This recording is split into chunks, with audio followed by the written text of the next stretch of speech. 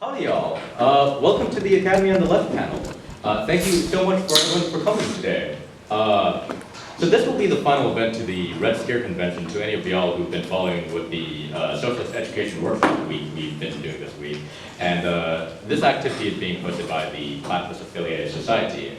So what is the Platypus Affiliated Society? We're an organization that organizes reading groups, public fora, research and journalism focused on problems and tasks inherited from the old 1920s, 1930s, new 1960s and 1970s, and post-political 1980s, 1990s left for the possibilities of emancipatory politics today.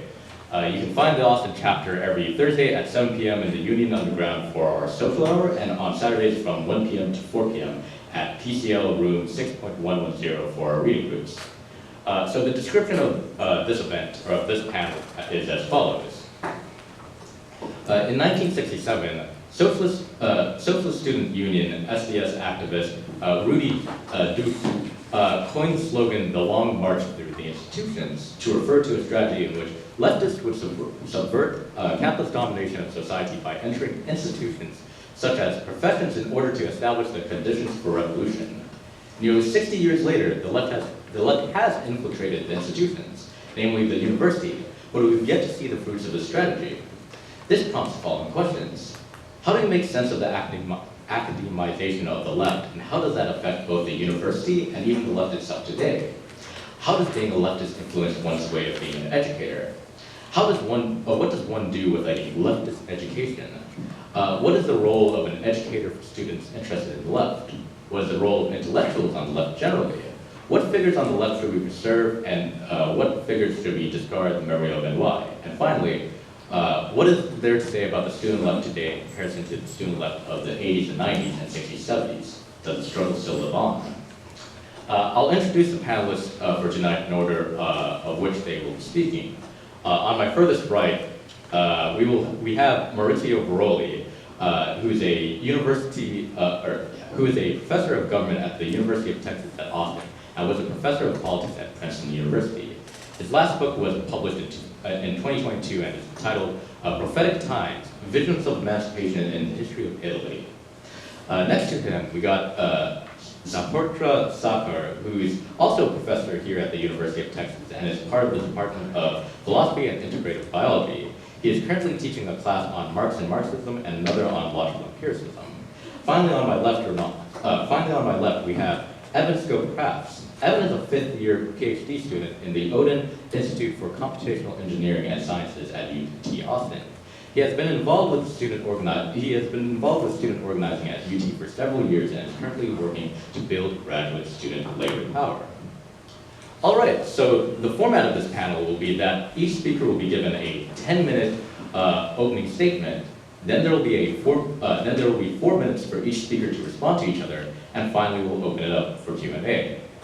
So I'll give you all a visual sign when you guys have 2 minutes left. I'll give an audio sign at 1 minute left. And once it's time or not, I might stop you. Might let you go on for just a little bit, but then I'll have to stop you at a certain point. All right, everyone ready to begin? All right, Rolly, if you want to kick it off. Thank you, dear comrades. I'm honored to be here. It's the second time in 2 years because I attended a similar initiative in the month of October 2022, and we discussed what is Marxism for. I think, dear friends, that you deserve to be highly praised because you are trying to keep alive an important tradition of political and social thinking. And you deserve to be praised because you are going against the current. You're swimming against the current. I mean against the current of political apathy. Maybe I'm wrong, but it seems to me from the classroom that students have very little, if at all, passion for political and social issues these days. They are almost exclusively concerned with their grades, with their professional, individual future, not with the future of American society, of justice in the world. And if they are interested in political life, it seems to me they are keener to embrace conservative rather than socialist ideas. Who is to be blamed for this? Who is to be blamed for the decline and weakening of socialist ideas, the ideas of social justice in general among the younger generations? Are the ideals to be blamed or the youth to be blamed? I do not have an answer, I'm afraid, not now. But I think that the serious answer to this issue would take a long and serious work of research, historic and comparative. I have not accomplished such the research. I do not have the energy or the expertise to accomplish it. So what can I offer to this panel? Only a few reflections based on my personal experience. You have encouraged me to do this. So take my remarks as almost autobiographical reflection rather than scholarly analysis. I'm looking around and I'm almost positive that I am the only person in this room who has militated in the student movement of the 60s and 70s in Italy. Now I am aware of the fact that memories should not be trusted. You cannot rely on memories or only on memories. Because we are all often inclined to magnify and embellish the times of our youth because those were the times of our youth. So we are nostalgic about them. We put them in a better light. So I will try to, you should be on your guard. You should be skeptical about what I am saying. And I must be on my guard as well. So I will try to offer you some autobiographical reflections sustained, maybe, by some historic and philosophical considerations. In memories, however, sometimes they are helpful, if you take them with prudence.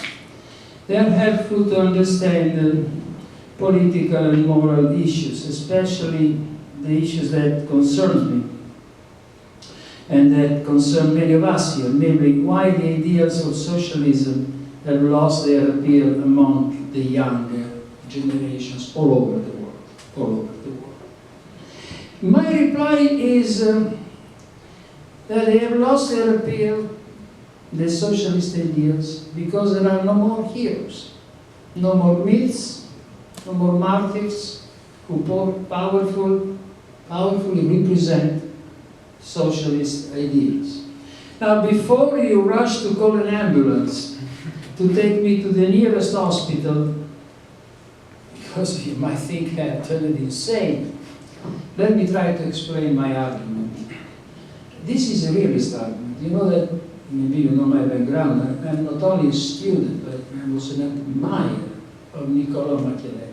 So I have a realist person. So I'm saying again, if you want to see the resurrection of socialist ideas, you need heroes, myths, and martyrs. Now, I go, and that's the part of my presentation in which I rely a little bit on memories. In the late 60s, we did not become socialists. We did not engage ourselves in the movements of the students because we had read Marx or Lenin or Gramsci. We read them later. Theories came later, when they came.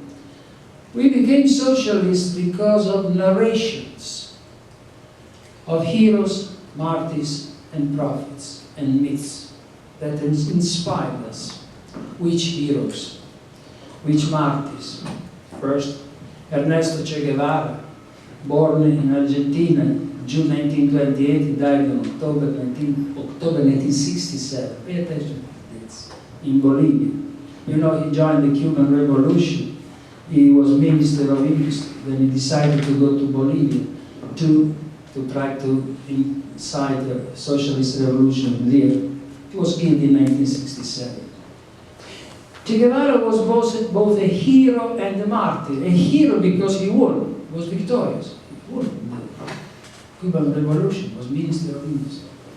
And the martyr because he gave his life for the ideal of social emancipation. Another hero and martyr was Martin Luther King. He certainly won, to a degree, the great battle for civil rights movement, but on April 4th, 1968, he was assassinated. So it was a martyr, a hero and a martyr. They became myths. What is a myth? A myth is a narration, is a story that has the power of inspiring. These are myths. You want religious myths are especially powerful. But Che Guevara, Martin Luther King, they became myths. The stories of their lives had the power of inspiring younger generations all over the world to try to imitate their examples of devotion and moral highness. That is what happened then, to a large degree. Peoples too can be myths, can become the source of myths. The people of Vietnam, for us, resisting the American war of aggression, they became a myth for us.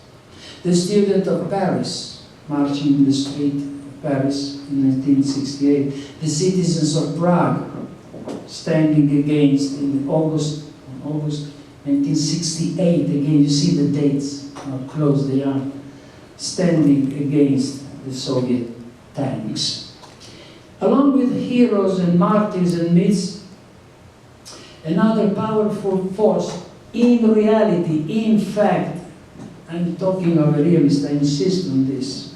Another powerful force that have inspired movements for social emancipation have been prophets. Prophets in the proper sense of the term. That is to say, persons who have spoken, showing or announcing that they have been divinely inspired, and their words have therefore a special power. I'm not a religious person at all, but this is a fact. Prophets in history have been extremely powerful. Martin Luther King was both a martyr and a prophet. Now let's leave for a moment, and I want to not to take too much time, leave aside memories and let me shift to history. To the history of the country I know better, the history of Italy. Well, throughout the history of Italy, prophetic voices have strengthened the struggle for social and political emancipation. Prophetic voice. Just take an example. Giuseppe Mazzini, the prophet of the Italian Risorgimento, and the prophet of the emancipation of the workers in Italy. Take other examples. The socialist organizers of the late 19th century, they all used prophetic language. Prophetic voices have denounced the vices of their social life. But prophets are special because they speak to their fellow compatriots and they urge them to begin the march, the walk of emancipation. Prophets are special in the sense that they give meaning to suffering. They say to their fellows who are suffering, the reason for your sufferance is not that because you are guilty of something or because the fate is in heaven, but because there are social causes. You have 1 minute. And 1 minute, I'm done. I'm speaking, we have a minute. So they have this capacity of mobilizing their fellow compatriots and lead them to the path of emancipation. The conclusion of my argument is simple. Imagine your objection if you have not already fallen asleep. Since we have no prophets of socialist emancipation, therefore, Professor Biroli, there is nothing we can do. You might think that this is a conclusion. No. The conclusion is not we just all we can do is just to sit and wait for profits to come. No, that's not my conclusion. We can do what other militants of socialism and liberty have done in the past. Let's learn from history. What have they done in dark times? They have written, they have educated, they have organized, they have kept alive the memories of the experiences of emancipation in order to encourage future generations. Take these words that I have just pronounced as the considerations of an old comrade. I have fewer hopes than I had when I was young, in the bygone years of my youth. But the faith is exactly the same. My devotion to the ideals of social emancipation is exactly the same. And I think there are ways to continue that struggle. Thank you. Thank you, Rudi.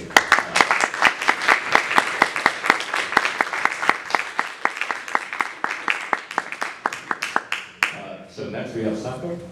Yeah, okay. Thank all of you for coming. Thank you for your talk. And Mohammed, thank you for inviting me. Since you asked that we start with something basically a bit autobiographical of our experiences in organizing when we were young, I want to first start with a particular movement, in the 60s, of which I was part only briefly at the end, even I'm a little bit too young for that. And then I want to talk a bit about the 80s, the era of Reagan and Thatcher, and what it meant to be organizing there, and why I think that in trying to organize now, it's not that any of you or I are lazy or anything like that. There are structural differences in terms of what has happened to universities, in terms of higher education and research being entirely commodified, which gives us a different space to operate in, and possibly what we can do about it. I'm not going to get through all of this in 10 minutes, so some of this can well be put aside for you to ask me during discussion. The 60s, the crucial, of course the 60s were a massive age of popular revolt and all of that. In the universities, a particular movement that I want to draw people's attention to, because it has again been revived in the last 5 or 6 years, and you're probably a member of it, which is Science for the People. That was the movement that was created originally in objection to the Vietnam War and organizing against the participation of scientists in that particular war effort. It grew out of my old university in Chicago, and a lot of my collaborators now were people who had created that movement. And then, of course, its crucial role in the 1970s, thanks to people like Richard Lowenton, was to combat scientific racism, take apart the claims that IQ was associated with race. Blacks have lower IQs than race, and this is a matter of genetics, and nothing can be done with that. A kind of scientific racism that was more or less destroyed by this activism, and it was quite successful. I was not a member of all of that, as I said, is before my time, but it persisted into the 1990s as the project to analyze and criticize human genetics under John Beckwith and people like that, when the Human Genome Project was started. The 1980s saw a very successful student movement in the United States, and that was the anti-apartheid movement, the movement to divest from South Africa. And I was one of the organizers of that movement. Eventually I left it to actually go to Southern Africa and fight there, but I did start out here. And what the movement did very successfully was to make apartheid a domestic issue. One consequence of that is, for the first time ever during his presidency, when Reagan vetoed a bill to impose sanctions on South Africa, apartheid South Africa, Congress overturned the veto. Okay, and this is the first time and one of only 2 times that happened to Reagan ever. And that's a good place to make a transition to what exactly has happened to academia since, and why I think we are operating in a much more difficult structural space right now, is the most lasting legacy of Ronald Reagan and Margaret Thatcher, whom Salman Rushdie happily calls Mrs. Torture, was making the free market something that you absolutely worship. And I think that is the crucial place to start. And let me just paraphrase Reagan. Free markets are not the solution to our problem. Free markets are the problem. Some of you are expecting this room are old enough to remember what I'm paraphrasing. And that has permeated academia. Starting in the 1990s, university administrations have systematically tried to privatize as many things as possible. The products of research, own patents and things of that sort, have this industry academic complex that tries to guide where research goes, controls funding and things of that sort. And associated with that, there has emerged in universities today a new managerial class consisting of, and I intentionally use this word, trans-university administrators, who are just administrators but not researchers or academics. I like to think of them as part of our parasite load, who go from university to university whenever they're unsuccessful in one. And we recently had an episode of that during the pandemic at the University of Texas, when we had Fenves and McInnes, when they were forced out of their jobs. It's not that they went back to doing research or teaching, which by then they were incapable of. They just went and became administrators elsewhere. And this thing creates a huge bridge between the real workers, which include the staff, the students, the faculty who do a lot of work, we don't just sit around and do nothing, and the administrative class that is above us. And so to drive the point home, I want to do two things. One of them, ask any of you, how often have you been asked even to comment on how well a dean or a provost or a vice president or a president is functioning? And I ask this question in every university I speak at, and I get the same answer. I don't think a single one of you has ever been asked of your opinion on that. And the other point I want to raise is this is not the only way to govern universities. I am also part of the graduate school of the National Autonomous University of Mexico. And there the faculty elect the directors of the school. And yes, the people who are the equivalent of regents and all of that also have to approve. But the initiative comes from the ground up. There's a much more democratic process of actually trying to do that. And one consequence of all of this, of course, is that we are now in a space where the power structure of the universities are so skewed in favor of the managerial class that it has become increasingly difficult to organize through protests and things of that sort, as lots of people in different universities are now finding out when they're trying to protest what Israel is doing in Gaza and just putting up messages on walls that should be protected by academic freedom and free speech. But university administrators will try to prevent that because they in turn are in the pay of the funders who might take away their funding if this happens. That's happened at Harvard, that happens at George Washington University. The stories are absolutely well known. And in particular, especially when these protests happen, they use excuses that objecting to Israel's actions constitute anti-Semitism when it's absolutely nothing of the sort, with a significant number of Jewish dissidents who are equally critical of what Israel is doing right now, as are. And that does not mean any of us. I certainly don't support Hamas. And then the left made a big mistake in Iran when they initially supported Khomeini when the revolution happened. So we must not fall into that trap. But whatever it is, that's the kind of speech that is being blocked. And political freedom is being blocked routinely. So when the question hour starts, or when you guys respond to me, we can talk about what is the way out. Because at the end of the day, right, I don't want to end just with an analysis. I want to talk about what it needs, what must be done in order to organize the future. And you talk about heroes and all of that. One of my biggest heroes in our country, of the movement here, is of course Joe Hill, who when he was sentenced to death says, no time to mourn, it's time to organize. And that's what I want to remind you of, that at the end of the day, we have to create the space for us, but we have to understand the structural constraints under which we operate and deal with changing that structure itself. I will stop there, I hope I have any time. You got 2 minutes, but yeah, we can move on. All right.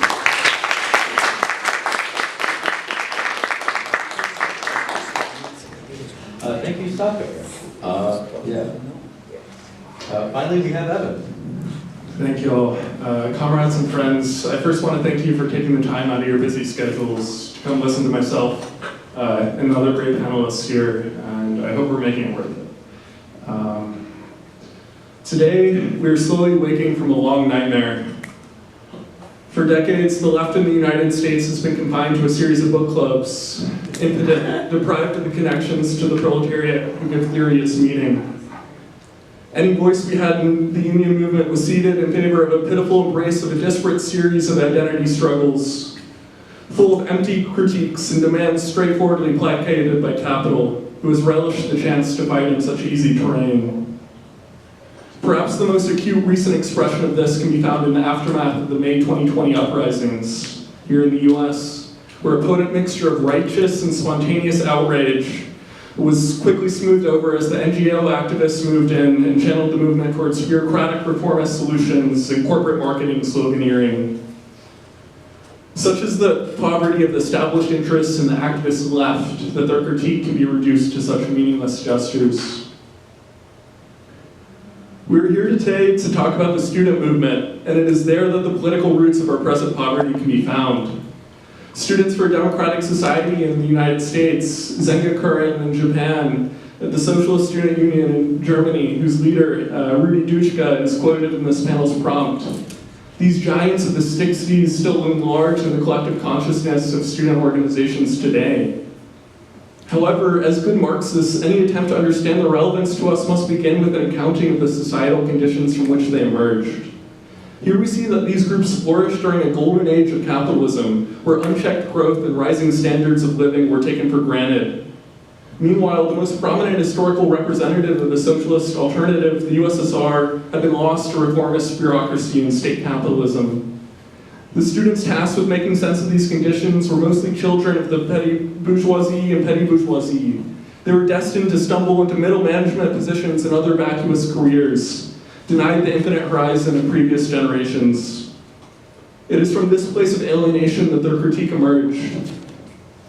However, this alienation should not be mistaken for alignment with the objective interests of the working class. And indeed, these groups largely failed to integrate with workers' movements, which had already lost their radical edge. It is in these conditions that the roots of the failures of these groups to seize political power can be located. The groups would go on to fracture into a mixture of single-issue activist campaigns and doomed left communist organizations in the 70s. The world we live in today and the students that populate its universities are of a strikingly different character. People coming of age in the United States have borne witness to capital in crisis, its golden age relegated to a tale passed down from previous generations. At the same time, any living memory of really existing socialism is disappearing, freeing the horizon. Further, while some students, to be sure, retain the bourgeois class status of previous generations, the majority are eminent precarious workers, one and the same with the working class in their destiny, if not in attitude. To be sure, the conditions we find ourselves in are not without their challenges, including the fact that many people today are a product of an individualized petty bourgeois culture that poses a serious obstacle to meaningful solidarity and camaraderie. However, a door has been opened for the return of working class politics, the proletariat returning as the subject of history once again, and it is along this axis that new student movements must orient themselves. Indeed, following Mao, this is the only criterion on which the revolutionary character of students can be judged, whether they are willing to integrate themselves with the broad masses of workers and do so in practice. Little intermission. This integration would take place in the context of universities that are being transformed into corporations, as Dr. Sakar laid out.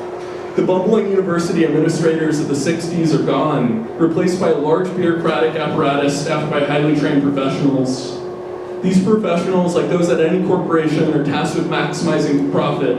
And in the university context, this means to catering to wealthy students and donors at the expense of all other university stakeholders. The student body fractures in two. On one side, wealthy students live lives of luxury in high-rise off-campus apartments with few obligations beyond ensuring they do the bare minimum in their studies, partying hard to try and stave off ennui and slow death. On the other hand, working-class students working long hours at part-time jobs on the side, going into debt, dealing with substandard living conditions, all a cruel joke as the future promised to them as the result of their studies has disappeared. And caught in the middle of all this are the university professors and academics who are watching as tenure-track positions disappear and they're forced to prove their value in the market. Every one a little entrepreneur. Facing these challenges, we have two main tasks. First, we must fight tooth and nail against the corporate university, which is fundamentally a workers' struggle. Here we must get our hands dirty. Sitting on the sidelines watching other organizations struggle only serves to create another generation of liberal academics. We can build a united front of all university workers and begin to contest capital domination here at the 40 acres and at universities across the country.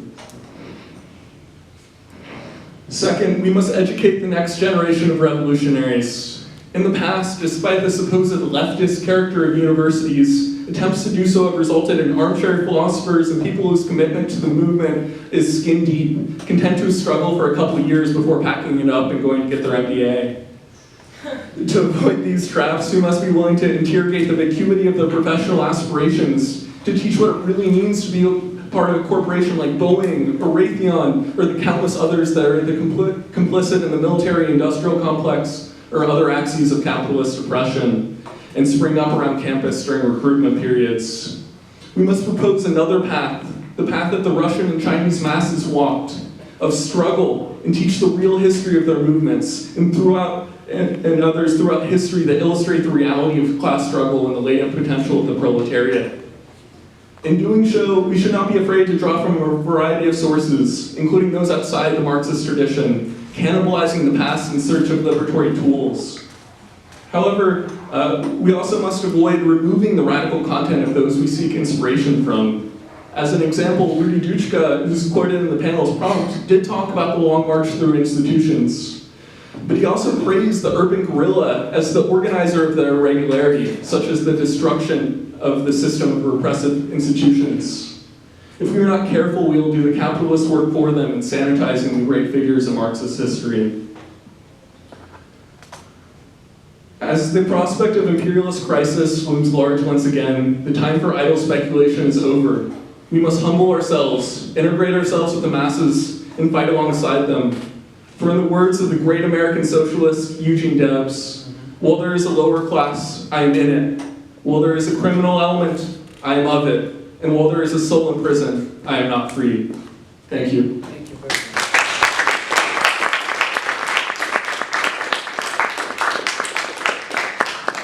All right, thank you so much.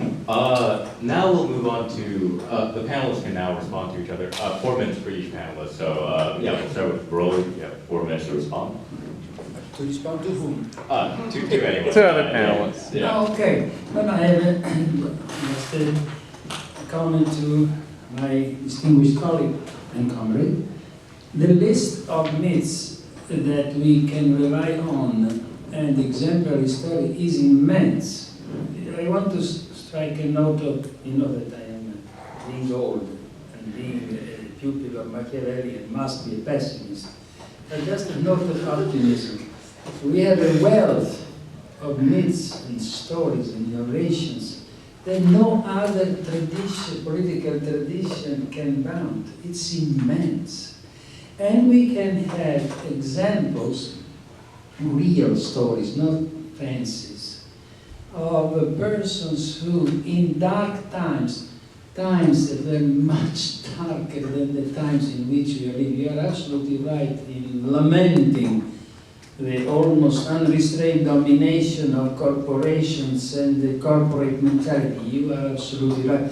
But this is nothing compared to the experience of those who lived under totalitarian regime like the fascist regime between 1922 and 1943. And yet, some persons in the darkest days of those darker times, they did the right thing. Just give you three names.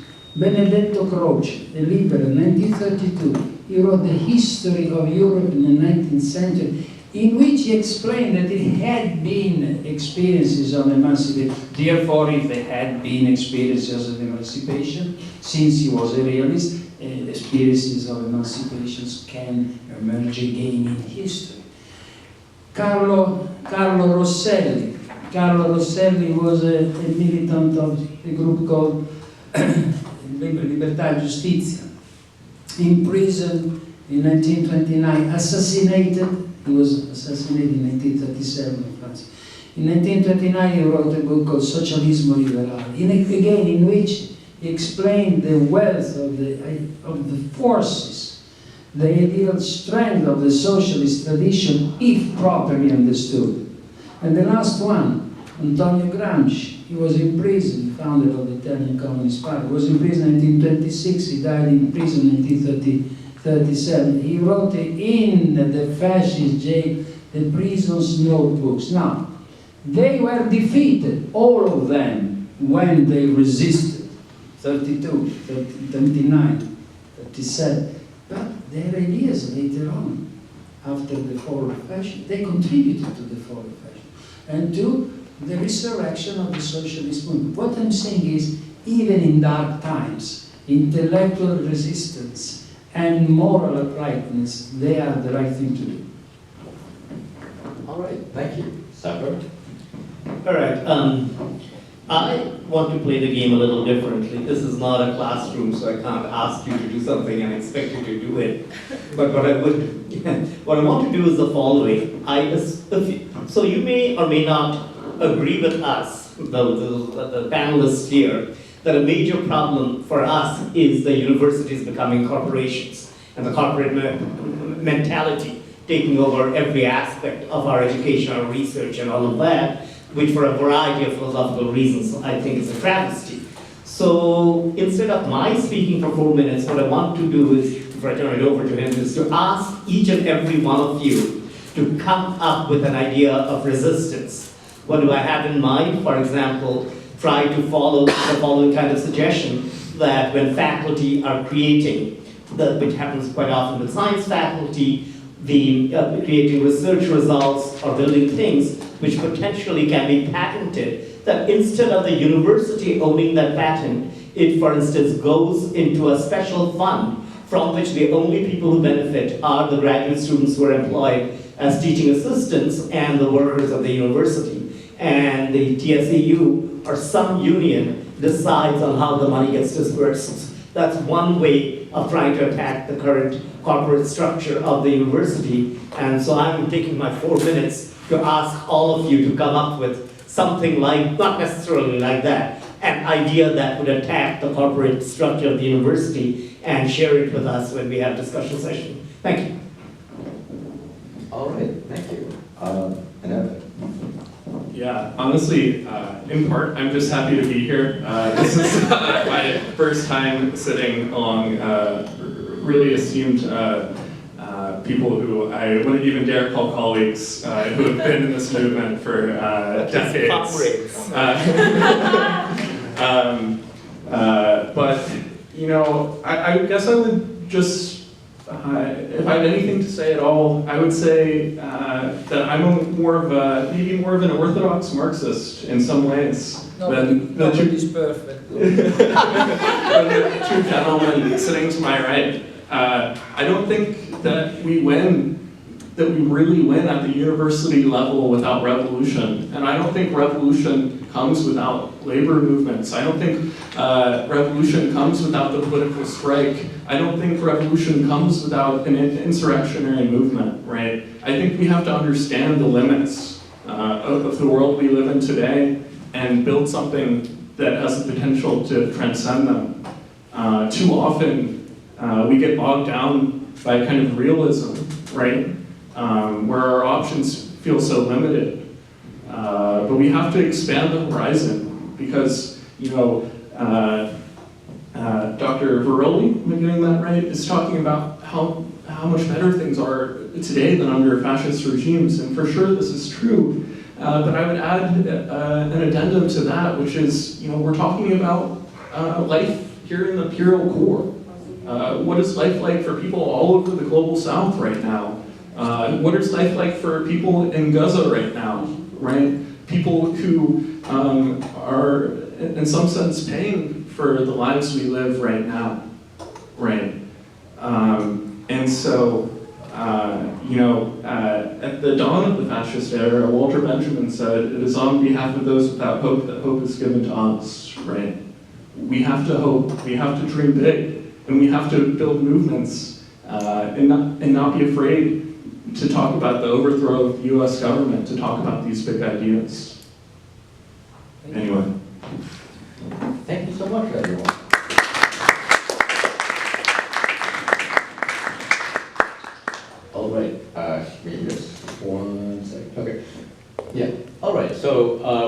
now move into our Q&A.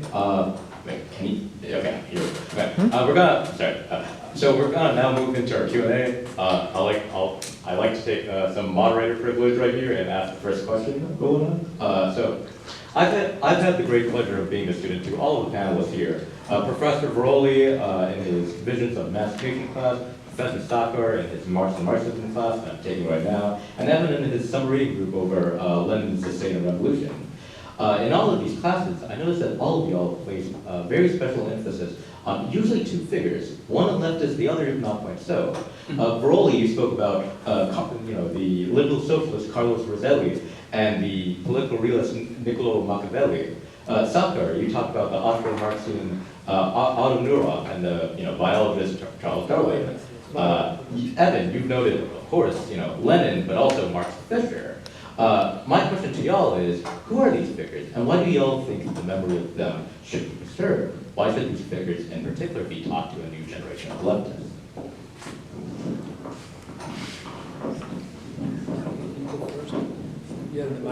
Sure. Yeah, so at first glance, Lenin and Mark Fisher maybe don't seem like they have much in common. But I think there is a lot in the writings and deeds of both Lenin and Mark Fisher that are of importance in our present moment. In Lenin, we see the blueprint for a revolutionary model that actually wins, right? In Lenin, we see somebody who, as part of the Bolshevik Party, went from a group with hundreds, thousands of people in the start of 1917 to seizing political power in a country with over 130 million people. In Lenin, we see a blueprint that we should look to. Not to say that Lenin didn't make mistakes, that there weren't even fundamental issues with the USSR and with Maoist China, but they did it, right? And to not invest in these histories and would do us a great disservice. And often in classes and lectures on Marxist theory, Marx and Engels are put on a pedestal, but Lenin is barely acknowledged, right? Much less Mao. And going into the real histories of these movements is, I think, needed for practical guidance. In Mark Fisher, I think we find a poignant cultural critic who, for those of you who don't know him, wrote devastatingly, potently about the malaise and capitalist realism of the late 20th and 21st centuries. He understood students, I think, very well, and what the March of Capital had done to them, right? And so I think it's in people like Mark Fisher that we have to look to when we're working to overcome some of this kind of malaise and disinterest that Dr. Veroli was pointing out, right? Yeah, look for ways to combat that. Thank you.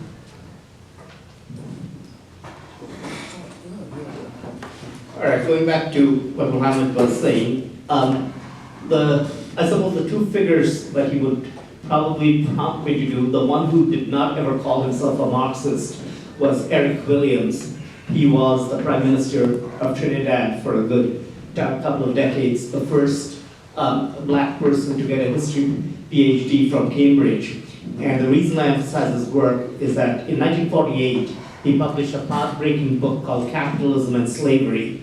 And even though ostensibly he's not a Marxist, he laid out the case of how exactly at the end, during the mercantilist era and then afterwards, that the economic situation changed in such a way that slavery was profitable in the beginning and not profitable in the end. And he used that profitable in the sense of capitalism in the beginning and the end, and he used that to carefully document how it arose as a system, and the concept of race and racism was invented in order to justify slavery, not the other way around. And then, of course, after the disappearance of the monopoly in the sugar trade and the tobacco trade from the Caribbean, slavery was no longer profitable, and now you got the anti-abolitionist movement suddenly becoming very popular and slavery became outlawed. And I always raise that, partly to encourage people to think what the corresponding story would be told, not in the context of the Caribbean slave trade, but its appendage, a slightly smaller context of the slave trade to the American South and the abolition of slavery here. And I like to use Williams's example very much. It's a superb example of the use of concepts like overdetermination and the relationship between base and superstructure. The Marxist I like to use, whom you know him too, is Otto Neurath from Red Vienna. And that's partly because as we try to examine what we have in our history of the socialist experience, Red Vienna is a unique opportunity because you've got this entire period of about 10 years when you had a radical socialist movement, a Marxist movement that tried to affect every facet of social and cultural life, from housing onto the creation of museums to adult education and things of that sort, where they wanted to create a vision of a socialist society in parallel with any very different from what the Bolsheviks were creating in the Soviet Union, and clearly seeing them as an alternative that accepted most of traditional Marxism, but not the idea of a vanguard party. And the vanguard party is the one that reflects the dictatorship, or embodies the dictatorship of the proletariat. And that is a kind of socialism which is achievable within or from a basis in liberal democracy rather than massive insurrection. And it is an alternative that I like to see embodied. And Neurath was one of the major theorists within that.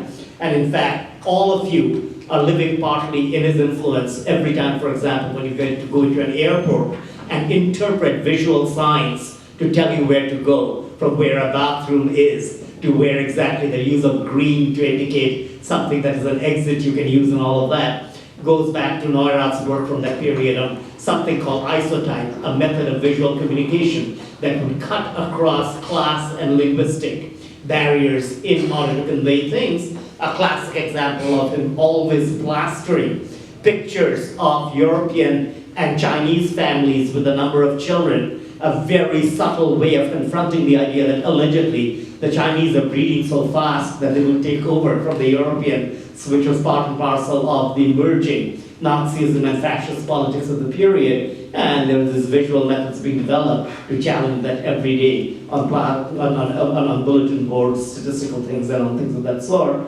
So Neurath is one of the most important people from that era. So let me turn over to you. Well, there is nothing I admire more than the so-called Austro-Marxism, that traditional Marxist thought that developed in Vienna. But you asked me to motivate my allegiance to Rosselli and Gramsci. What do they have to offer to us today? Oh, they are, for once, this is a simple question, and the answer is new story. I will offer two reflections on why Rosselli is important, two on Gramsci, to be fair. Rosselli, very simple. Rosselli has explained in the best possible way that we cannot think of socialism as the necessary objective outcome of the contradictions existing within socialist society, because objective tendencies do not bring about socialism at all. Socialism, if it comes, will come as the outcome of a moral choice for justice. Unless you have men and women who cannot stand, who react against injustice, and they want to bring about a more just society, socialism is simply impossible. Socialism as the outcome of an ethical choice that each person must take within the free space of his or her conscience. So it is a moral foundation of socialism, not an objective or scientific foundation of socialism. Second, Master Rosselli had another magnificent intuition. That is to say that the only type of socialism that is worth fighting for is a socialist society that does not repudiate, does not disregard, does not offend liberal and democratic principles, but it enhances them, enriches them with ideas and practices and policies and institutions of social justice. That was the lesson they learned in the hard way when the Italian socialists were not sufficiently keen to defend liberal institutions, poor as they were. They had to be defended against fascism. And Rosselli was very clear on the fact that socialism without liberal principles is oppressive. It's like Soviet Union. But of course, a liberal society without socialist institutions is oppressive in another sense. It exploitative, it excludes it, it discriminates. What about Gramsci? Even easier to apply. Comrade Antonio Gramsci has taught us a very important truth. It is to say that even before, let's say, the seizure of power, the working class movement, the socialist movement, has to attain what he calls la riforma intellettuale morale, the moral and intellectual reform. That is to say, to be educators and change the ideas and the feelings and the beliefs of their fellow compatriots. That is to say, and he also said that the seizure of power, if you eventually are capable of seizing power, you still need to continue the moral and intellectual reformation. In what sense? As he said, to liberate the proletariats and the oppressed class from the servile mentality and to give them the mentality of citizens. This is intellectual moral reform. That's why Gramsci, and ending on this, he had this magnificent intuition. Occidente e Oriente. Orient, he could use this word language because he could not write explicitly in prison. Oriente was the Bolshevik model. Occidente was the Western, with its liberal and democratic institution. His intuition was, you should not try to replicate the Bolshevik experience in the Western world because the conditions are radically different. I cannot go into details. And what is, therefore, the only possibility of a social victorious, winning, powerful socialist movement in the Western world? You have to be capable to build around the working class what he calls the blocco storico. That is to say, the intellectuals, the middle class. So these are great intuitions. If the left had followed both Rosselli and Gramsci, we would not be in such a poor shape as we are now. Okay. All right. If folks have questions or whatnot, feel free to line up here or whatnot, down by the stairs or whatnot, and feel free to ask questions. Last year was free, so that was like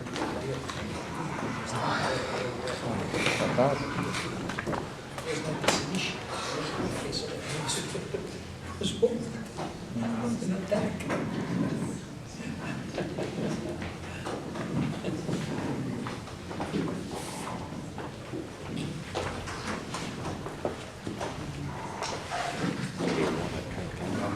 Oh, yes. Thank you.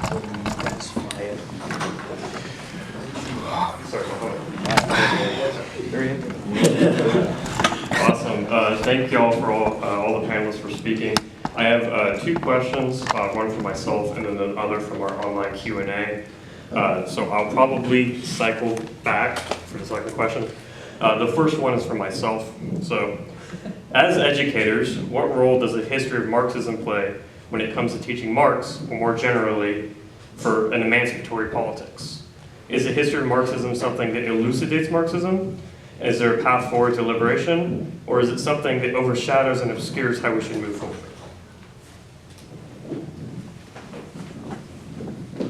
Feel free to, whoever wants to answer that question or not. I view Marxism as a living tradition. that it is an ideology that remains relevant to us now, though of course it has to be changed, and from jargon to some of the analysis have to be changed rather remarkably from what was said 175 years ago, which is when the Communist Manifesto was published. That's how long ago it was. And in particular, I think some of the analysis in there, including the analysis of class and all of that, are very important, but it has to be read with care. Doctrinaire Marxism is extremely harmful and dangerous. As an example of that, that you take the proletariat to be the important class, the one class that is the majority of the world now, and therefore you can say it's only democracy to ask for the dictatorship of the proletariat. That is the formulation that is no longer valid. And Marx clearly understood that before capitalism there were multiple classes, and in feudal society you had a far more complex structural relationship between the classes, and you have to redefine what you mean, and in fact, it's worthwhile within the living tradition to ask whether even talking about the dictatorship of the proletariat is actually helping now. Nevertheless, the analysis of commodification, the idea of class struggle, the idea of the base superstructure relations, I think are still playing a major role in our attempt to understand what is going on in our society. And being sensitive to the history, where it's gone wrong and where it's been right, is a very, very good way to not repeat the mistakes made in history.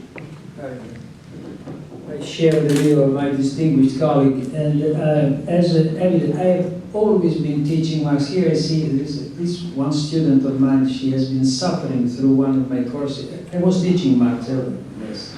I have told, I always teach Marx, and I always teach Gramsci and Rosselli. And but as my colleague has indicated, not as a saint to be venerated, not in this way.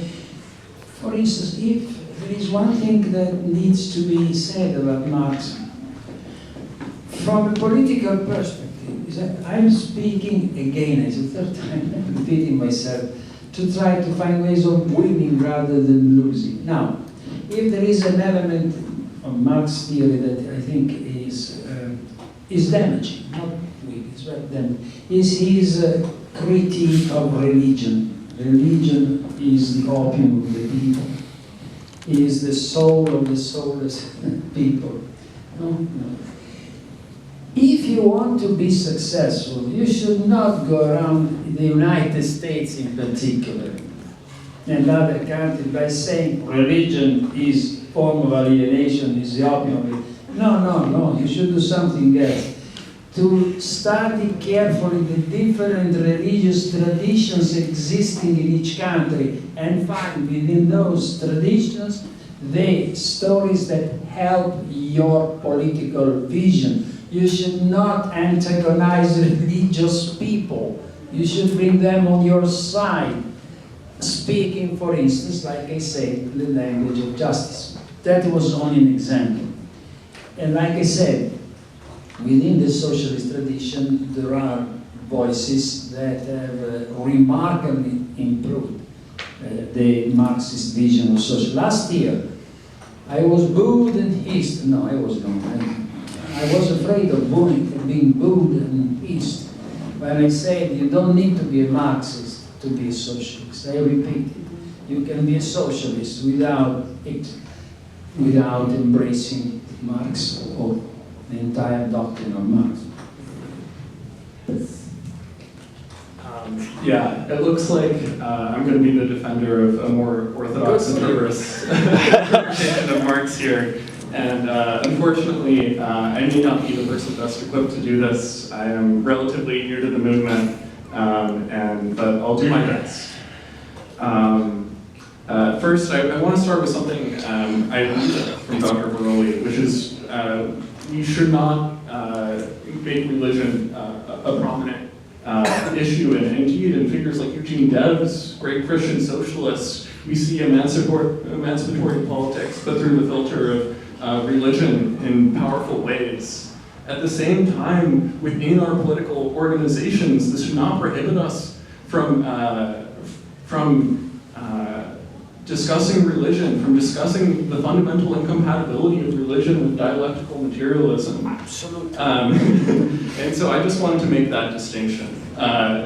Just because we don't go out making speeches about contradictions in their views.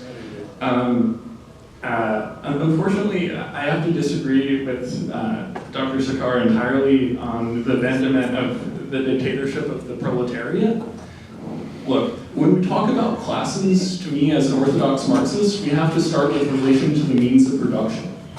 Talking about things like the managerial class and so on, this is not a relation to the means of production, right?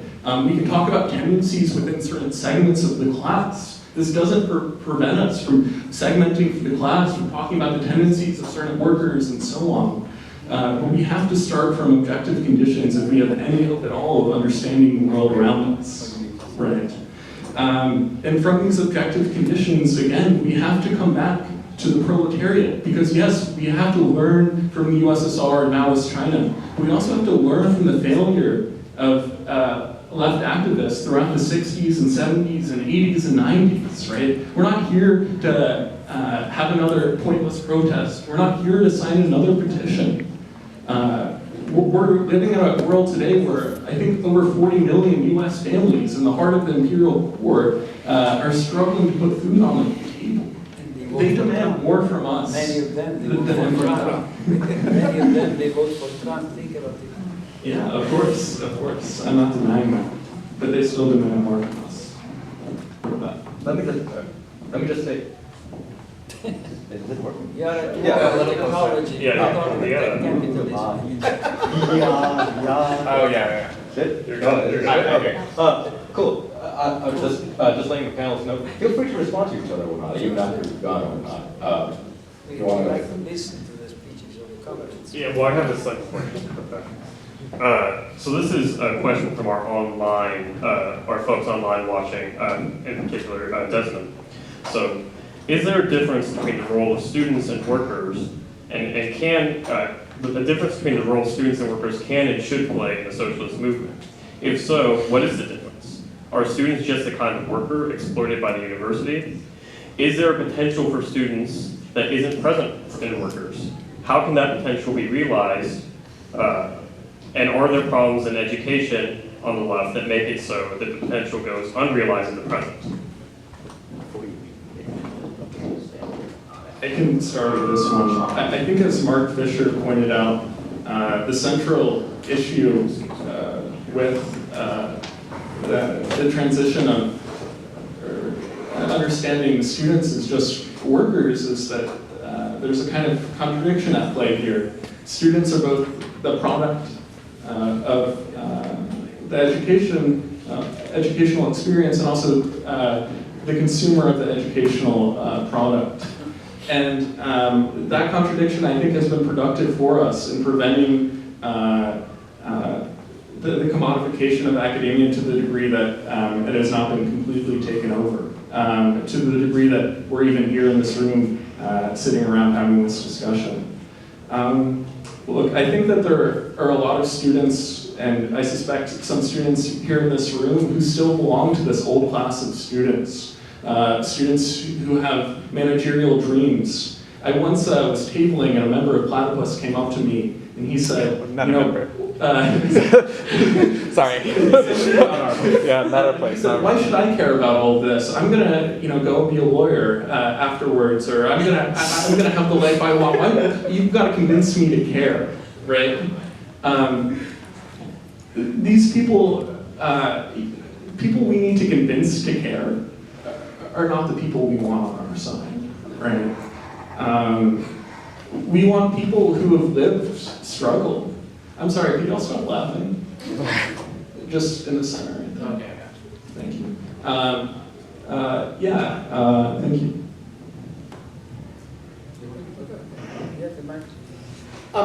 We probably cannot, we have to understand that they're intersectional. Some students also are workers because they're TAs and all of that. Others are not, and you cannot just lump them all together. The issue of the student qua student is going to be, what do you expect your education to do for you? whether or not it is something in the process of which you try to discover more about yourself and the world and the relationship between that, or whether or not you are here just because you're buying a degree. And if it is the case that you can convince yourself that all these years spent, the greatest time of your life when you're young, spent doing this is more than just buying a degree, that's a ticket to a particular job, then you can ask yourself, how does the university have to be reformed? And I actually believe reform has to start at the micro level, step by step by step, to spread all along. And reforming the university qua university is a very good thing for students like that to focus on. For students who are also workers as well as the manual workers as opposed to the intellectual workers in the university, the unions are important. Having proper living conditions are important. In particular, a very big fight, particularly in science departments and my own kind of department, biology departments, is to over there to get away from the situation where essentially students are just very cheap bonded labor. That is what graduate students often are when they have to work on faculty members' projects. And that is something that has to be resisted, and the old patriarchal relationship of how mentoring occurs in that situation also has to be radically changed. And there are tons of models from elsewhere in the world that can provide guidance on how this can be done properly, from Germany, from France, from our southern neighbor, Mexico, to some extent from Quebec and all kinds of other areas. And that is something students as workers can do. And there are some difference between workers who are janitorial workers and others and what students and faculty do. And an important thing to remind ourselves all the time in each and every one of these cases, it's important to remember that these are people who are working with you, for you, and with whom you attend.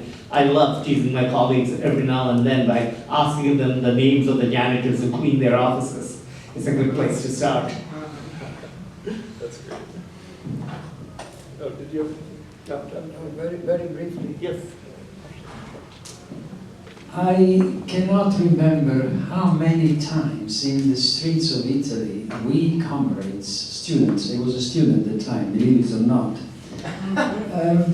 we have chanted the slogan Operai studenti uniti nella lotta. Student, workers and students, let's unite in the struggle. But we have never seen workers in our demonstrations. We have attended some of the demonstrations of the unions. But why the workers were suspicious about us? Well, many reasons. First, because we were too radicals at the time. There is another deeper reason.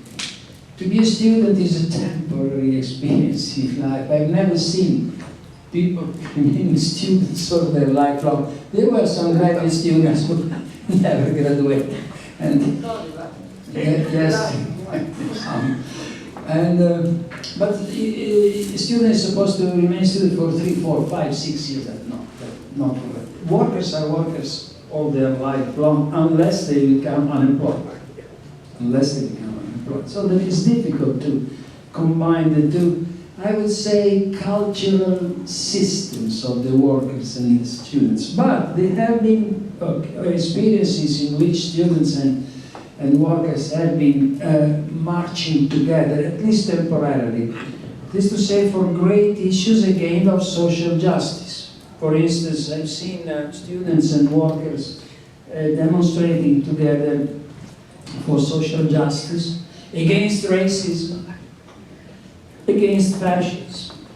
So if the unions or the Socialist and Communist Party, no more the Socialist Party, not no more social, no, okay, the unions, they raise, they stand, they invite the workers to stand not just for their, Gramsci would have said, corporatist or sectorial interests, but invite them to stand for more general issues of justice. Then I think the students can march with them. And the students, and this would be beneficial for both the workers and the students if we can. But you have to have someone who raises the right flag.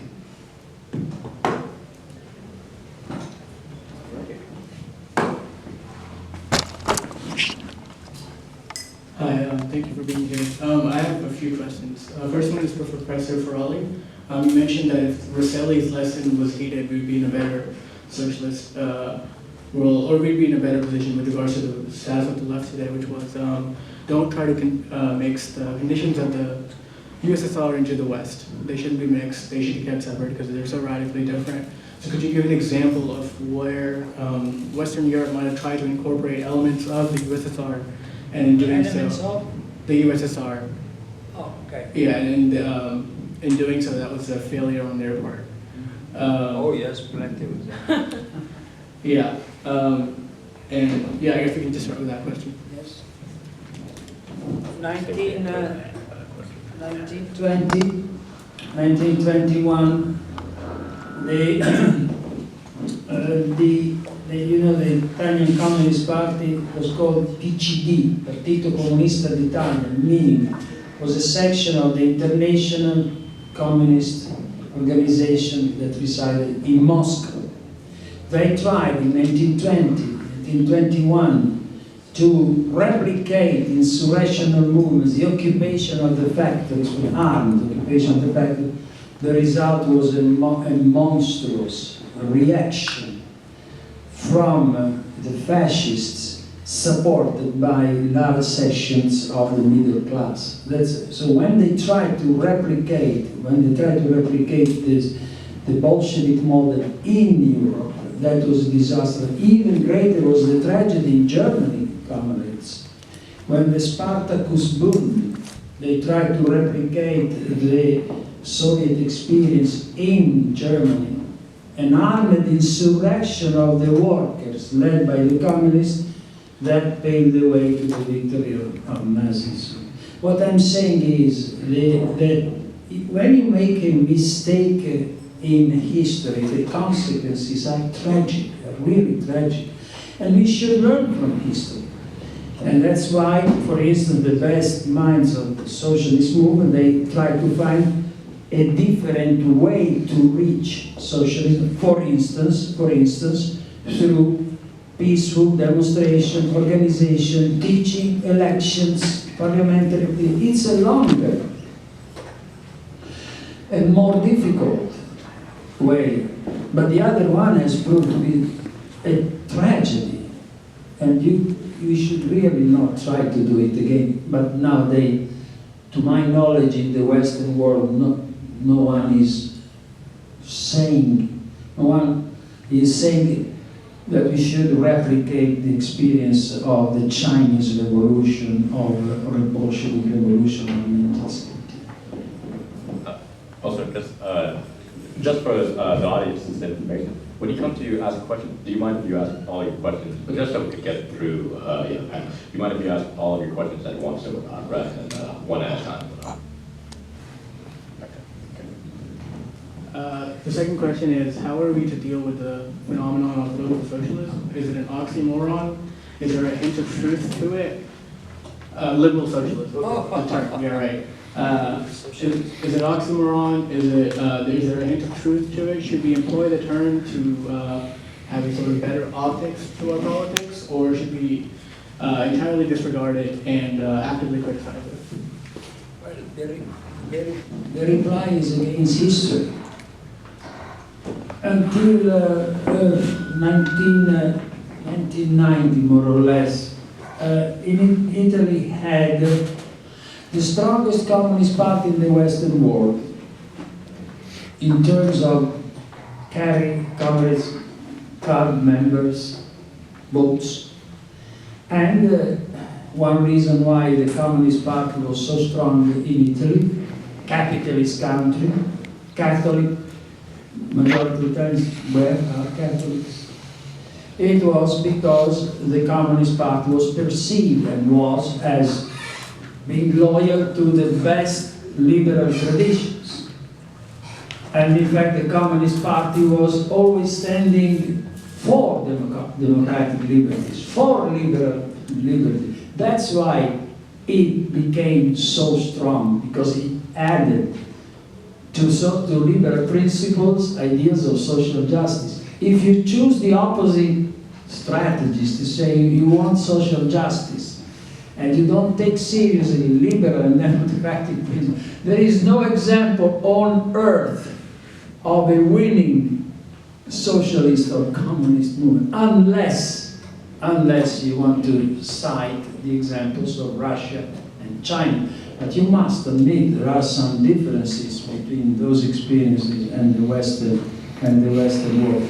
The last socialist revolution that has triumphed was Cuba, but we can speak of that later if you want, because I have a particular attachment to that experience.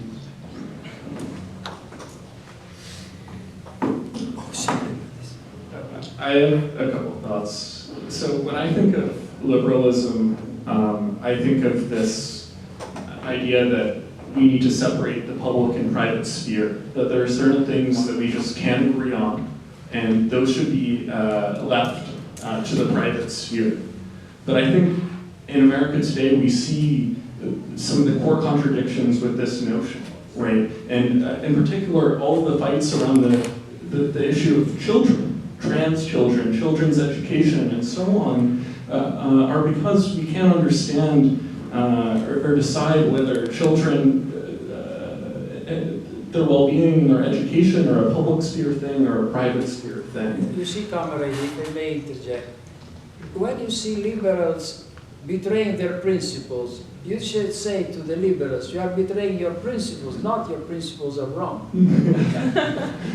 Well, That's my benevolent suggestion. Sure, I appreciate it. I think in a lot of cases, and what's happening in Gozo right now is no exception, we do see liberals betraying their positions. We do see an astonishing complicity among people in power, including academics, and there are a lot of people who I used to look up to, who I've lost a lot of respect for how they've handled the last couple of weeks. But ultimately, I think even on principle, the notion of liberal socialism is wrong.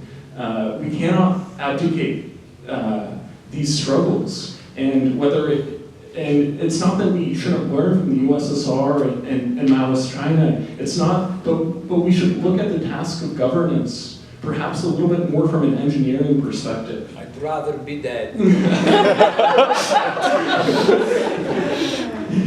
Governing a country The problem of going from engineering is a scale problem. I am in many orgs today that practice direct democracy and do so incredibly well. There are no issues with power or hierarchy or so on, and those that come up are addressed honestly and openly. It is the problem of scale more than anything else, I think, that dominates when we talk about the failures of USSR and Maoist China. And here, we shouldn't abdicate the core principles of these movements, but rather look to the new tools we have in the 21st century to bring back ideas like direct democracy, to renew Aristotle's observation that representative democracy is a contradiction in terms, that government by the masses cannot mean setting a small number of people above the rest. Those are just my 2 cents.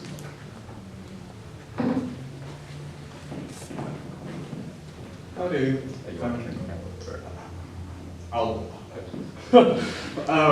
What is that? Hi, my name is CJ. I kind of have a question. I don't know how to particularly word this, but I think my question is kind of the question around 1848 and the 18th Premier Louis Bonaparte and Marx's critique of the Gotha program. And specifically, I want to speak to kind of both Maurizio Baroli and Evan's points about this question of liberalism and whether or not we should uphold it, forget it. But instead point to those specific texts, because I think the critique there is specifically, as Baroli put it, that it is liberalism being posited by the socialists, Louis Bonaparte being elected as a Saint-Simonian socialist. What is it? Being, I guess, propagated or talked about in a way that now contradicts itself through the advent of capitalism, or maybe not advent, but through its coming to fruition. So to relate it back to the panel prompt of the academization of the left, I guess my question is, through this contradictory nature, in which, I guess, like, I don't know, liberalism itself can be turn in on itself, or the left itself can turn in on itself. Could it be that the academization of the left is a repetition of this, is a repetition of this Bonapartist phenomena, in which the left, after defeat, then finds its way back into, what is it, either the bodies of argument or the state of bureaucracy? I thought it was from the group. Sure. Anyone can answer, by the way. Whoever can. No, my point is very simple, and let me put it this way with the words I was saying. I would not be prepared to make a single step or dedicate even 1 minute of my life to sustain a socialist project or the ideal of a socialist society in which liberal liberties are not respected and protected. By liberal liberties, I mean the right to speak freely, the right to write, the right to associate, as we are doing, the right to form organization parties. This is simply a moral position. I'm not prepared to sustain any project of socialist justice that does not respect liberal liberties. I can maybe add that as we speak, it doesn't seem to me that the experience of Ceausescu in Czechoslovakia, Soviet Union, and China are not particularly brilliant. Let me put it in a more provocative way. But you see, I should thank you and give some money to the platypus if I have some money, because they are giving me the opportunity of reviving debates that I was having some 50 years ago. Isn't that magnificent? I feel much younger. They should compensate. I say then, say in the 70s, I repeat it now. Even if you can prove to me that in Soviet Union and in China there is no unemployment, all the workers and peasants have houses and pensions and health care, which by the way in many cases is also true.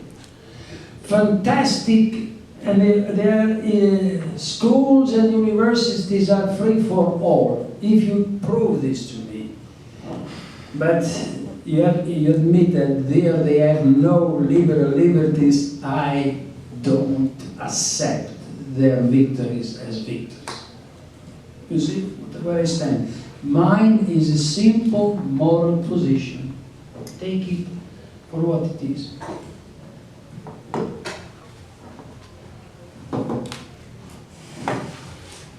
Evan, do you want to respond? Let's go to the next question. I don't think belaboring the point is going to do anybody any good. Okay, so my question involves like the emergence of, for want of a better word, identity politics during the New Left. And I just wanted, I feel like that there's often the claim that that identity politics, however you want to define it, has weakened the left. And I guess if you could all speak to that claim, whether you agree or disagree, or whether the framing is wrong, yeah. You are more qualified.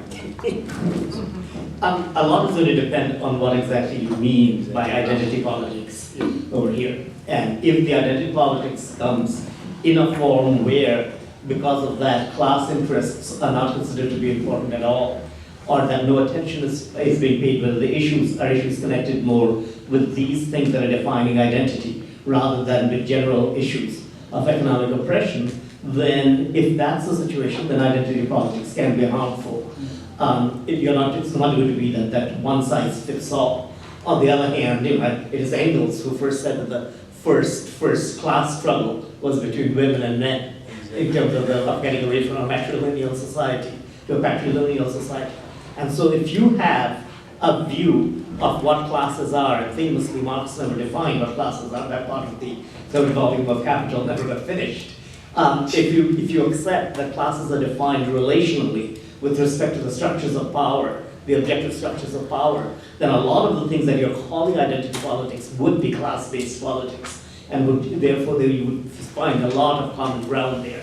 So the straightforward answer is not necessarily. As an old comrade, I tend to think in old terms. So if identity politics means the fact that, for instance, women or minorities, they want to affirm their own identity and see their own cultural and social identity respect, not to mention gays and other minorities. But it seems to me that what all these groups invoking identity politics, they are claiming not to be discriminated. They want to be treated fairly. They don't want to be oppressed. They don't want to be excluded. They don't want to be disregarded. They don't want to be looked down. This is justice. It's exactly what I said earlier on, is the core of the vision of socialism that I embrace. It's a vision of justice. Well, I just let me just add one more thing and then turn it over to you. Do not expect answers to this particular question to be easy. We are still struggling as a society and as political activists to exactly work out what we're doing over here. And there is no final answer at this point. Yeah, I'm relieved to wholeheartedly agree with Dr. Sakar here. It's completely true that identity politics depends on what you mean by identity politics, and that, of course, recognition and in the fight for the rights of these minority groups is integral to a healthy society. But I just want to reiterate Dr. Sakar's point about needing this foundation in class when we talk about these groups, right? If we look at the history of, for example, the civil rights movement in the United States, it was in large part a bourgeois rights movement, right?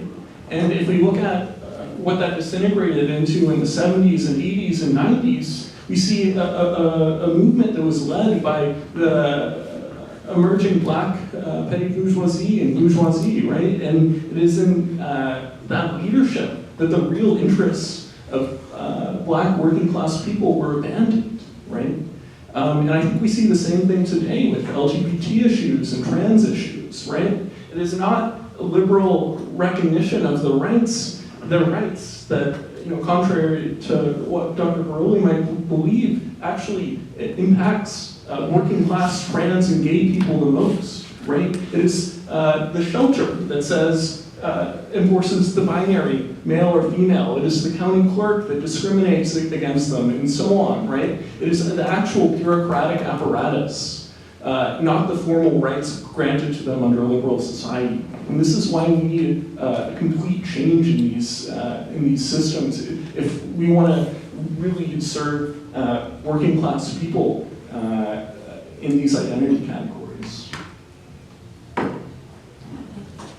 I have to say I do not buy this thing about not treating the civil rights movement as being as important as it was, because that was a major step towards assuring that the vast majority of people in the country who are working class people are actually going to be guaranteed decent lives, and so it was extremely important there.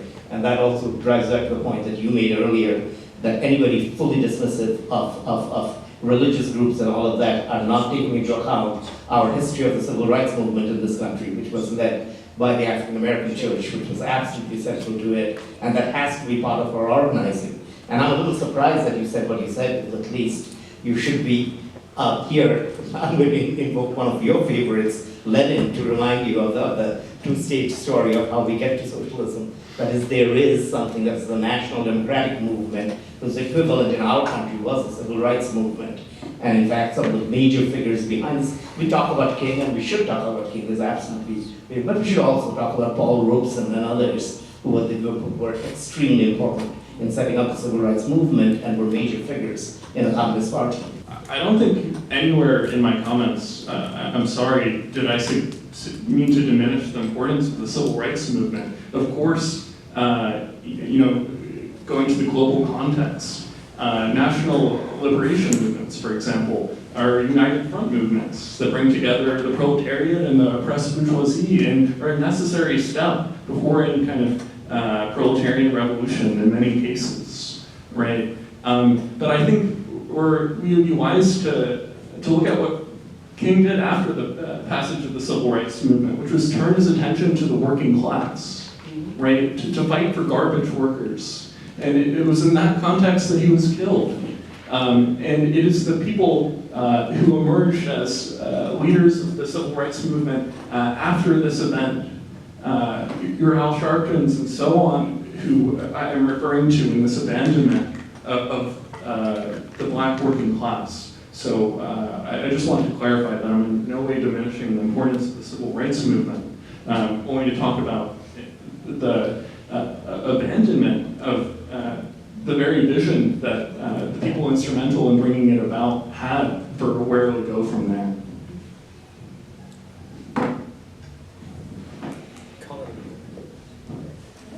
Thank you, everyone, for this great discussion. I have a question, I suppose, about strategy, specifically solidarity. Can you hear me? Is it? Oh, okay. Is that better? Yeah? Yes. I have a question about strategy, specifically solidarity, because in the past month, just looking at the UT campus, I've been to different events about DEI, about the revolution in Chile. I'm here. There's an organizing meeting next week for underpaid UT. But at these events necessarily, although I'm seeing obviously that ideas are shared across them, the numbers aren't there necessarily. And so what I'm wondering is, from your experiences in historical movements, how did you kind of work to get that solidarity? Because that's something that I have noticed that I feel is kind of lacking. People kind of have their area that they want to focus on, but there's not that kind of ground in it, maybe within a wider appreciation of like social justice per se. So I just wondered, like, in your experiences in the past, like, how did you manage to counter that in order to get more people mobilizing? Excellent.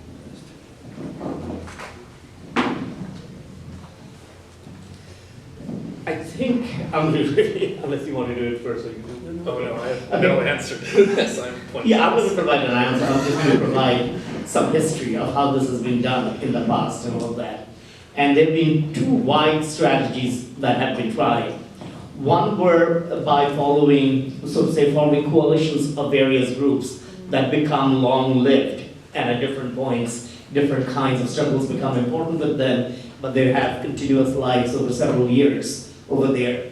This was deployed quite a lot in the 70s and 80s when committees assembled, partly in solidarity with working class and left-wing movements in Central America and South America at the time, when the problems of El Salvador, Nicaragua were even worse than they are now. These committees would assemble, and later on they became, those were these coalitions that also took up the anti-apartheid movement, the movement for workers' rights, the movement for, in our case at the University of Chicago, removing lead from pipes in poor neighborhoods. Those were the things that were taken up.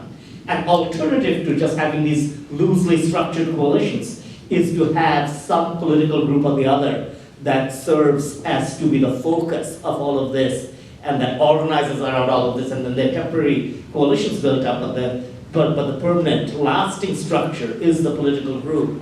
And back then, the political group that played a lot of role in many, many different areas. There were two of them, and they ultimately merged. One was called the Democratic Socialist Organizing Committee that was originally set up by Michael Harrington, and then there was the New America Movement.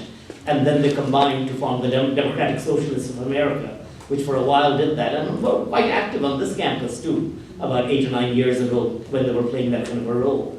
Now, which is actually appropriate for all of us now in this context, I am not in a position to say. I mean, you have to judge in terms of who's interested, who the people are, and who actually has the time and the energy to devote a lot of area to that. But those are at least two different structures that have been tried in the past and have had various degrees of success. Everybody else, Dr. Merkel?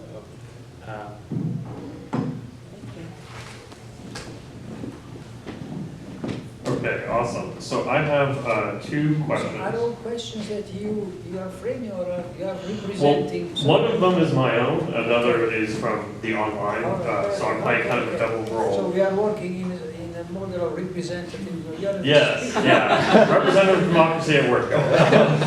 So the first question is my own. Lenin famously, or perhaps infamously, claimed in What Is to Be Done, that there could not have been social democratic consciousness amongst the workers, and that this form of consciousness would have to have been brought from without. As to the history of all countries shows that the working class, exclusively by its own efforts, is only able to develop a trade union consciousness. Famous words. So my question is, what is the role that consciousness plays in liberatory politics? And what is it, as educators, that you can do to kind of foster that consciousness? Professor Rorley, from your talk, it kind of seems that consciousness is moral and also somewhat mythical in its character. Absolutely. So my final question for all of the panelists is, what constitutes this form of kind of liberatory consciousness? Where does it come from? How can we facilitate that? Because I feel that that's one of the issues that cuts through a lot of the things that we've seen on this panel. You know, the expression of like, where is the movements? What are we doing? You know, how can you as educators, all three of y'all having spoken and talked about the left and the history of Marxism and liberatory politics, how can you as educators help facilitate that kind of liberatory consciousness?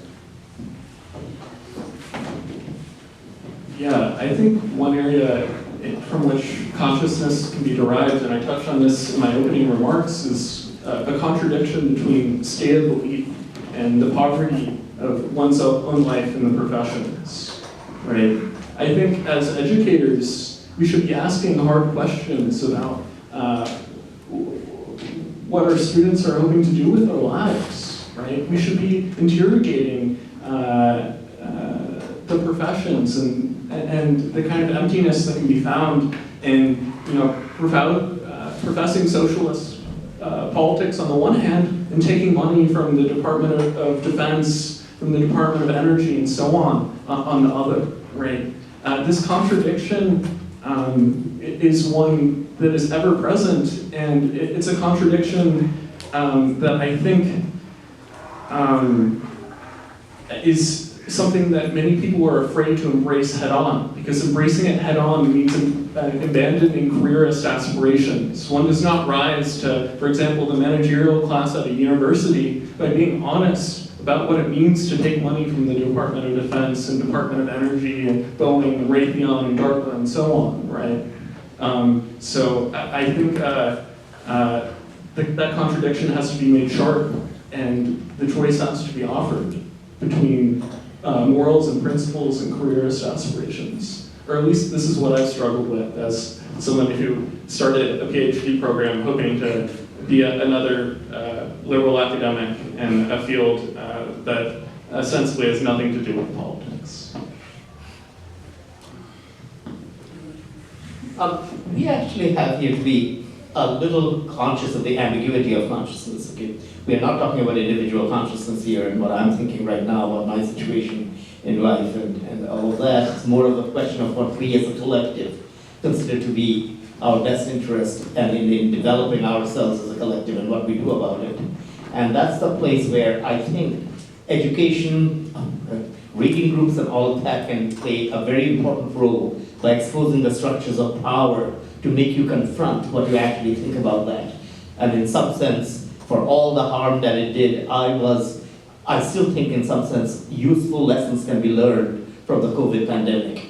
It exposed some things that we needed to understand about our food supply, our food security, how much of harm is done that because we have a taste for eating fruit from New Zealand every day and we expect to find them when we go to our grocery shops, what would it take in order to actually make sure that our food is locally produced and produced in a democratic fashion? How would it be cheaper to make things secure? These are the kind of things. In the case of the pandemic, we learned it by force, right? We were forced to confront it by empty shelves in the supermarkets and all of that. But the same thing can also be done in terms of how classes start. What exactly is exposed about it? Why? In fact, you explain to students, as I did to these folks, is that you can come out and say that the real cause of the COVID pandemic was capitalism. It wasn't the virus. You see those viruses come out of bats into human beings all the time. It was China becoming the factory of the world and the establishment of these trade patterns that led to something happening in 2019 that did not happen in 2003 when the SARS-1 pandemic came about, even though that virus as a virus is more dangerous than the SARS-2 virus. That's the kind of thing that we educators are in a position to do, and that is what at least some of us, or at least all three of us sitting here, try to do in our classes. And so it is how you approach the teaching of things and showing the connections between things, try to sort of say, expose what structural problems we have over there. Comrades, I think we have to make a clear distinction between what we should do, teachers, in the classroom and what we should do outside the classroom. Outside the classroom, we are citizens, more or less, and we should be social critics, in the sense of the magnificent book of Michael Walzer, The Company of Critics, that I invite you to read with religious devotion. It is a book in which he explored. Michael Walzer is a professor at the Institute of Advanced Study in Princeton, The Company of Critics. He examines examples of great critics of the 20th century, and it teaches you how to be a good social critic by showing you different ways of being a social critic. Sartre and others, and Simone de Beauvoir, and many other examples. So that is one way. Within the classroom, my strong warning to those of you who will become professors: never ever confuse the role of the professor with the role of the, how should I say, ideologist, with the role of the apostle. That's with the role of the prophet. In the classroom, you must not indoctrinate. You must never ever to try to openly or surreptitiously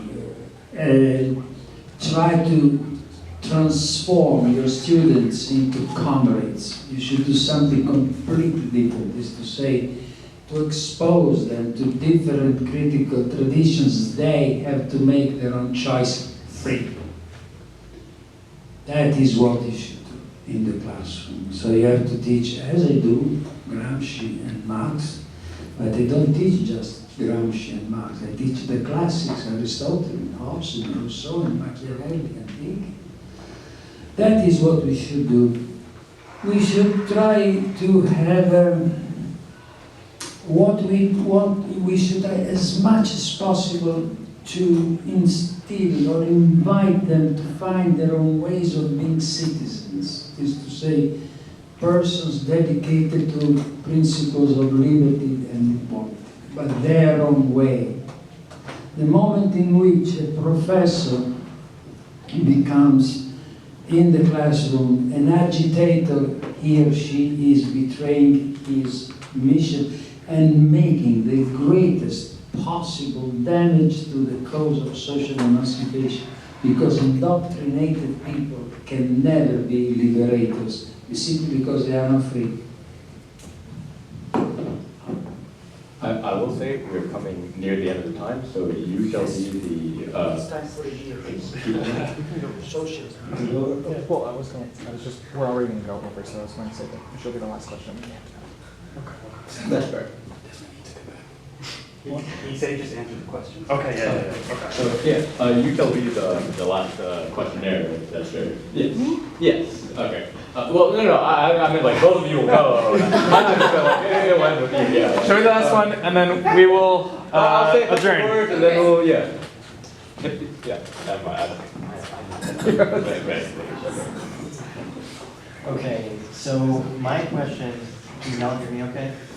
My question is in a similar vein to the last one, in that in order for there to be a successful or just socialist movement, there needs to be a general change in class consciousness and also in criticism. My question is, I mean, Comrade Veroli established earlier that moral and intellectual reform is a prerequisite for this. To what extent is such reform possible when our leadership clearly is not moral or intellectual, and when our education systems, by being corporatized, do not allow our educators to teach what is moral or intellectual?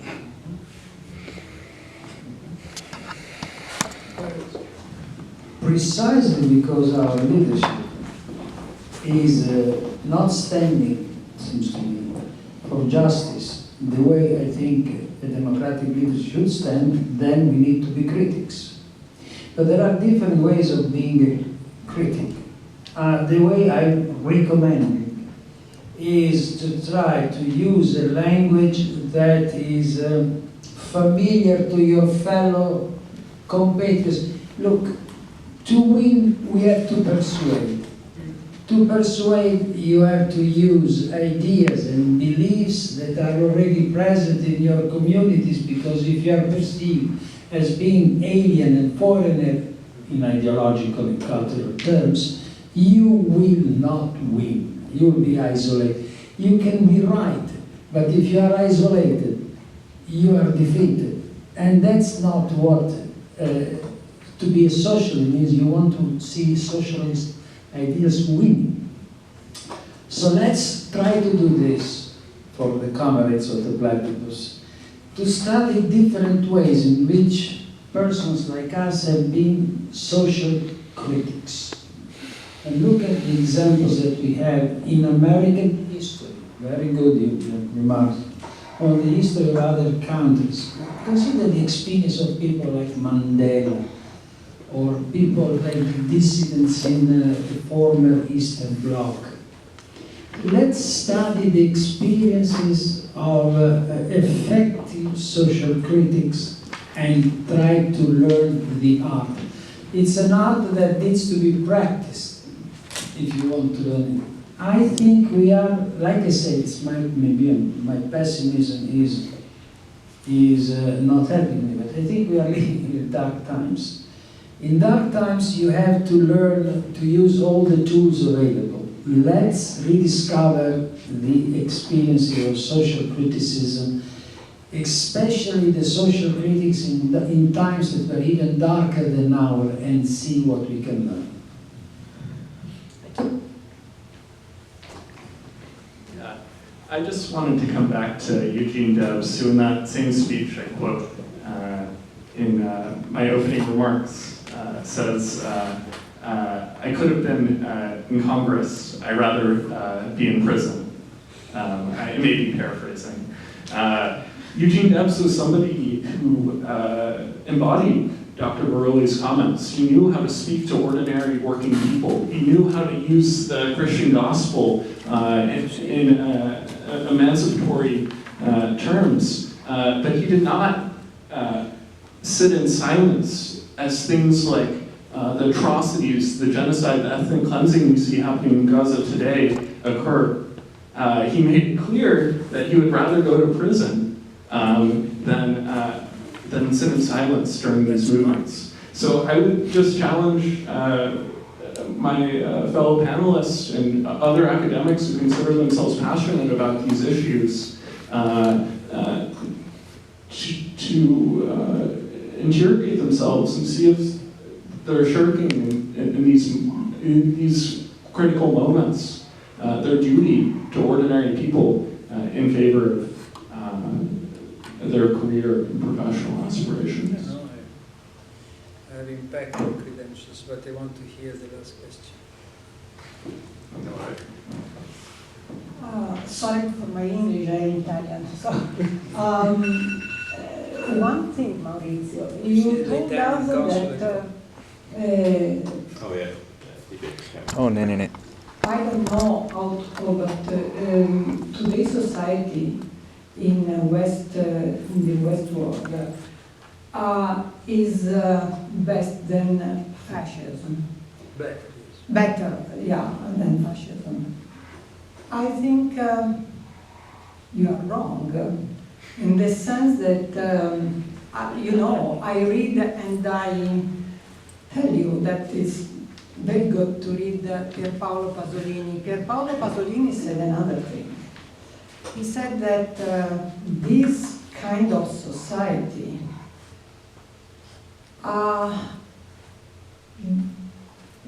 does something in our soul.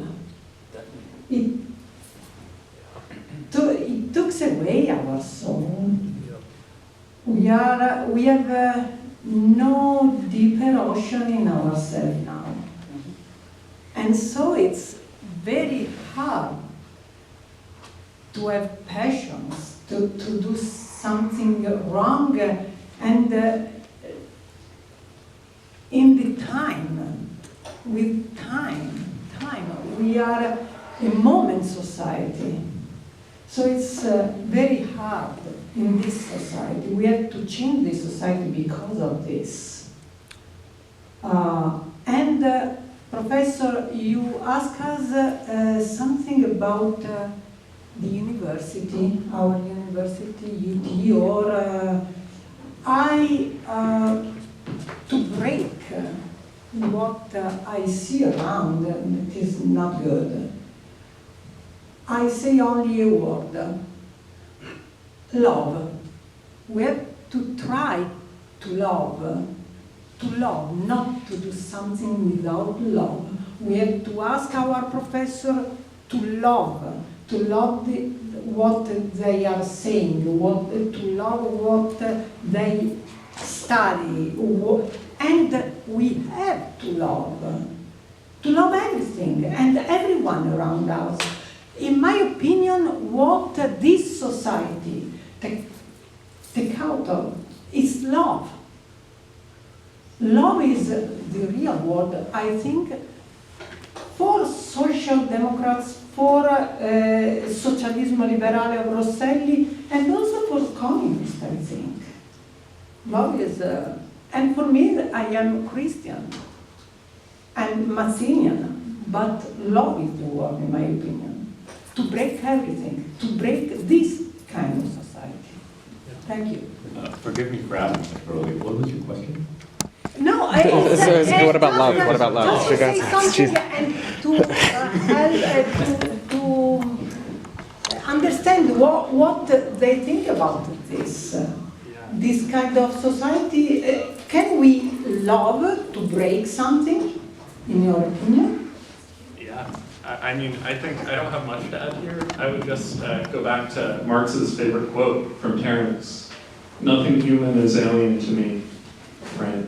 And the minute we lose our love for ordinary people is the minute we are lost.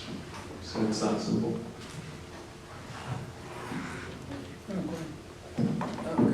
Maurizio, ciao.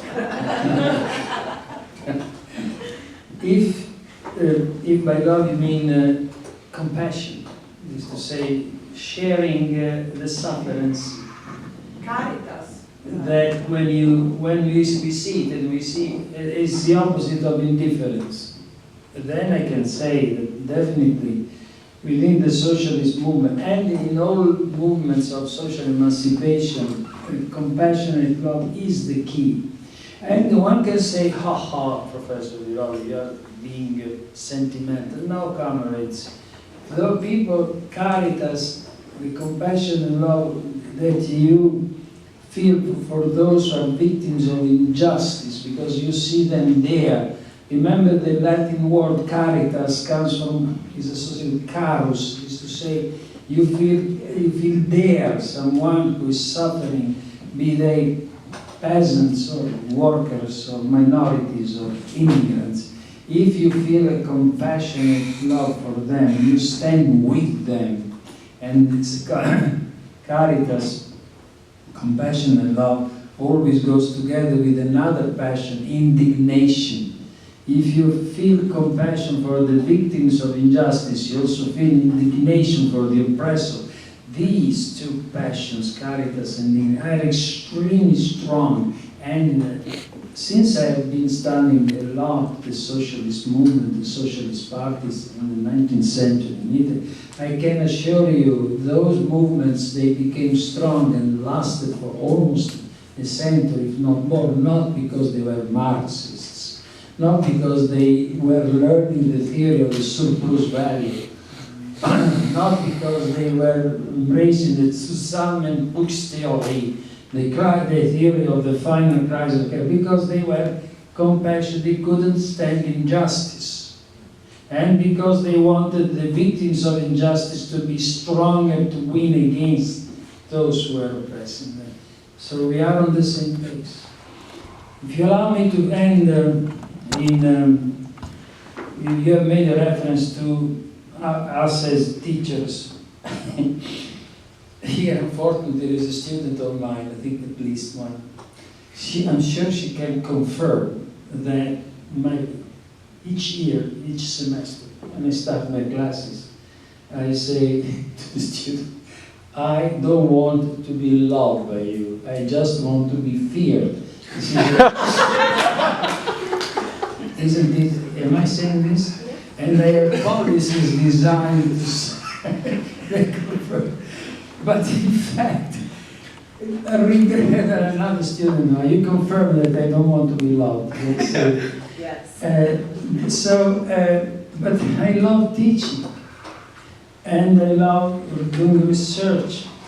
And to a degree, I reluctantly, very reluctantly, I must admit that I feel sympathy for the students, for their uncertainties, their doubts, sometimes their irreverence. Yes, I have to admit I teach with some form of passion. I don't know if it is love, but that's where I stand. Thank you very much.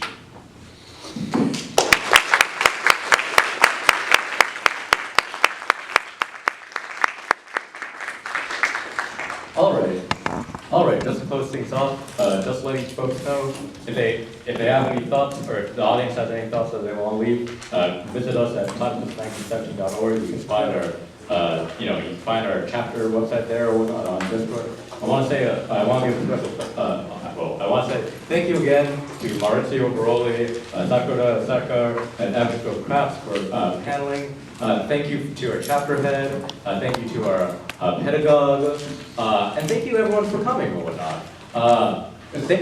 Once again, thank you for everyone for coming. Have a good day.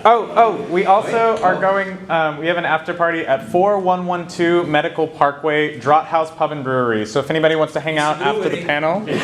What's that? It's a brewery. It's a brewery. So they serve beer. A little bit.